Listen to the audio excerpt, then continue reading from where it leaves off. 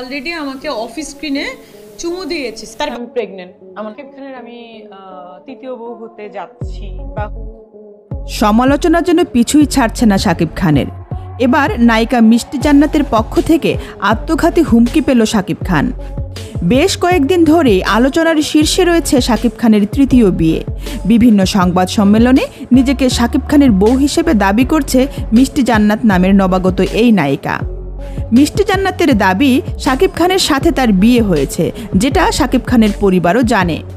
বিভিন্ন সাক্ষাৎকারে মিষ্টি জান্নাত দাবি করছে শাকিবের সাথে একাধিকবার শাকিব খানের বাসায়ও গিয়েছে এই নায়িকা। এতদিন নিজেকে শাকিব খানের বউ হিসেবে দাবি করলেও এবার সরাসরি শাকিব খানকে আত্মঘাতী হুমকি দিল এই নায়িকা।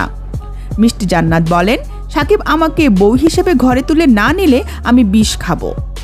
সে বলে, আমি চাই শাকিব মিডিয়ার সামনে এসে আমাকে বউ হিসেবে মেনে নিক, আমি আমার স্বামীর অধিকার চাই। এ সময় মিষ্টি জান্নাত জানায়, কলকাতায় শাকিব খানের সাথে বিবাহ বন্ধনে আবদ্ধ হয়েছিল সে। যদিও মিষ্টি জান্নাতের এমন পাগলামিকে একদমই প্রশ্রয় দিচ্ছে না শাকিব খান। শাকিব খান গতকাল এক সাক্ষাৎকারে জানায়, সোশ্যাল মিডিয়ায় মিষ্টি জান্নাতের পাগলামি দেখেছি, সে আমার নাম নিয়ে ভাইরাল হতে চাচ্ছে। শাকিব বলে, আমি মিডিয়ার কাউকে আর বিয়ে করব না, আর মিষ্টি জান্নাতকে তো বিয়ে করার প্রশ্নই আসে না। তো বন্ধুরা, আপনারা তো জানেন গত কয়েকদিন ধরেই সোশ্যাল মিডিয়ায় আলোচনার ঝড় বয়ে যাচ্ছে নায়িকা মিষ্টি জান্নাতকে ঘিরে। বিভিন্ন সাক্ষাৎকারে মিষ্টি জান্নাত দাবি করছে শাকিব খান তাকে বিয়ে করেছে এবং সেটা শাকিব খানের পরিবারও জানে। এছাড়াও শাকিব খানের তৃতীয় বিয়ে নিয়েও নানা রকম রিউমার ছড়াচ্ছে এই নায়িকা।